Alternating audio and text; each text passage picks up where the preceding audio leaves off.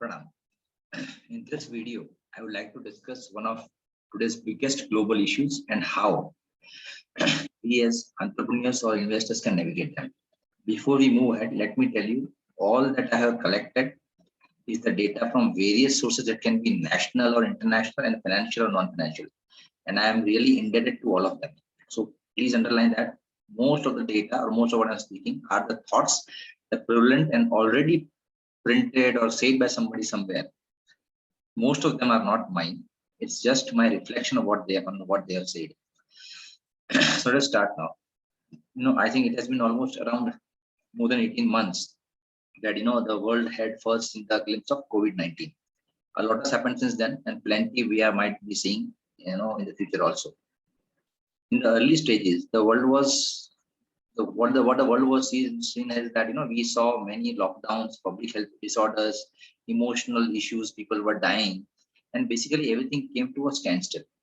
However, months later, after vaccination, so many human efforts, even now we have started to see a second order consequence of the pandemic that are going to play out. They may be not so obvious right now. However, that does not mean they don't have severe impacts. All of these issues are unfolding right now, and over a longer term, they will play a very significant role in the future of our economies. So in this video, we'll try to talk about supply chains and the de-globalization effect. That's what the new term people are using nowadays is. So in today's society, we have the potential to order goods, be it paper dosa or be anything, be it even a car, any goods from all over the world and receive them on our doorstep in a matter of days or weeks. Probably pre-COVID, this was all possible things perfectly, and now there are some issues. However, additionally, many of the goods we are able to buy have been created from the inputs and factories from around the world. That primarily, we need to thank this to globalization. So what is globalization? It's basically a process by which the world became increasingly interconnected as a result of massively increased trades, capital flows, and cultural exchange. The process has been going on for hundreds of years, but I think in the last half a century, it has accelerated enormously and got us to a stage of interconnectedness that was almost unimaginable for a few decades ago. Thanks to COVID, recently it has hit a bump road. In fact, many are claiming that the new thing is not globalization; it is either known as globalization or de-globalization. Will be a more accurate term to define the new economic order after COVID. Partly this will be because of the human nature and the government decisions that have taken different governments have taken throughout the last 18 months. Globalization has been reported to reach a peak at around late 2000. This was you can track this thing on trade openness index. However, the same index, if you see, it is showing that post pandemic things are changing a lot. Okay, the same index, the index is a trade openness index. We will discuss deglobalization in more depth after some time. Let us first discuss how we got where we are today. This is globalization.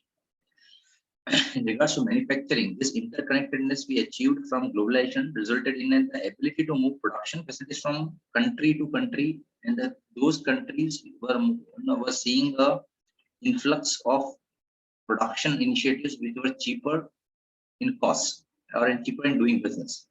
As for supply chains, it resulted in the ability to source goods from all over the world with more ease and at a cheaper cost than ever before. Now, while transition brought about huge benefits in terms of efficiencies, optionalities, and cost savings, it also inevitably brought about elements of fragility. And fragility in systems is typically only discussed in terms of stress, and that's what we are seeing. That is stress is what we are seeing in the last 18 months. And the shockwaves from the pandemic disrupted almost every industry that we can imagine, around the globe. Because I used to always think that pani puri wala chalne hi wala hai. Classes mein koi issue aayega hi nahi. People are going to study. Tuitions to chalne hi wala hai. So whatever we thought ye chalega hi ya hoga hi, actually has halt. You might right now, we say that the most required things like eateries or say movie drama theaters or say schools are still closed. So whatever we thought cannot be closed is actually closed. Because I still remember, I had made a comment to one of the stationery shops which I visited. Bombay cannot stop. Train stop Bombay band to India band. But ऐसा कुछ हुआ नहीं. Train भी बंद हुआ, Bombay भी बंद हुआ, India फिर भी चला. So we have seen lots of changes. Shortages, delays, and price hikes have occurred in almost everything from food to lumber to computer chips, shipping containers, material resources, and even cars. Many of these issues are still going, still ongoing. While some of these delays were instigated from natural disasters like flooding, fires, etc., the primary reason for shortages was vulnerabilities within the global supply chain. The pandemic may have caused these shortages, but it was not what made them possible. So let us understand what made these shortages possible. I hope most of you all might remember, that JIT model that we used to teach, the model that was funded by that Japanese car manufacturer Toyota in 1950s. What was it? The process was ultimately was, it was designed for efficiency and to minimize holding excess inventory that can be costly to store. The idea is manufacturer only receives the relevant materials when they have demanded for their product. Therefore, their products are built just in time rather than ahead of demand. मतलब stock नहीं करना है, simple. It's a pull system rather than a push system. While many businesses saw a high level of benefits in the JIT model, they choose to ignore some finer details. And they were, number one, not all supply chains are created equal. And number two, eliminating excess inventory is not same as eliminating all the inventory. Okay. Toyota's supply chain benefits from benefits from the fact that many of their parts are sourced within Japan, and Japan is geographically a very small country, and therefore it is less prone to disruptions, and they do actually have spare inventory to account for supply chain disruptions. One thing that even business houses and B schools should learn is to continuously keep a track of all these best practices, like JIT hai, ya, not having too much of cash in hand, and all these things that we opportunity cost lost. These best practices and their sources from which they have came out, and we should keep on continuously testing them with changing times instead of assuming that that's the last truth. JIT के लिए the best है, not having too much of cash is best. ये सब चीजें we have to continuously evolve and study. We cannot set it as a as a last truth for anything.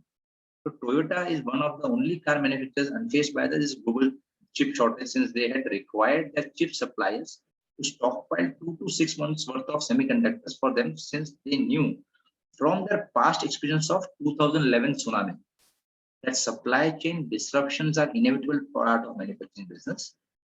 From then on, their supply chains have become resilient.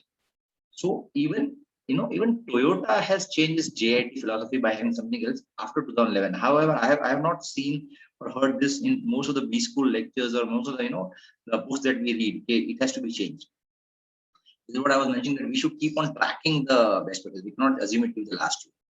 Toyota had learned from the experiences and everyday supply chain, and it now seems to be what is being done by other businesses also. For example, we have already seen that Intel is increasing their investment in in-house production capabilities to both reduce their reliance on suppliers of critical components and meet the demand for customers. Intel plans to spend nearly $20 billion on semiconductor plants in Arizona. This plan to increase their foundry service division will allow other companies to source their production of chips from Intel. While considering it's in Arizona, while increasing the capacity of chip creation within the US and reduce reliance on the international providers of chips. Now, this has to be understood by the investors for sure. कहीं से तो cut आएगा on the demands of Intel given to other guys. Intel will still utilize some of the creation of its chips to other areas around the world, mostly to serve the local customers. But this expansion of foundry business within the US, and probably in the future you might see it in Europe also, is an example of businesses reducing potential obstacles within the supply chain by having more suppliers located domestically rather than internationally. So what's next for supply chains? As mentioned, COVID has simply brought into light many vulnerabilities that were already embedded within the existing global supply chains before COVID. While in-house production simply isn't feasible and affordable to all size businesses, it is unlikely that we will see it's not unlikely that we might be seeing at least two outcomes from this. One, an increased localized and distributed manufacturing capabilities, and two, an increase in supply chain visibility, efficiency, and resilience. The form that the first one, that is increasing localized and distributed manufacturing capabilities, will be helped by the government policies that encourage and incentivize internal production capabilities, while disincentivizing foreign goods by imposing tariffs on certain imports. This action aim to reduce reliance on other countries and increase independence, which is counter to globalization trend that was occurring before COVID. And the apt example that is Atmanirbhar Bharat. So we have came up with policies like PLI, CSC, and so on. It is actually doing what? It is trying to incentivize domestic production, and we have came up with certain negative policies for importing certain things, which is actually disincentivizing the globalization trend.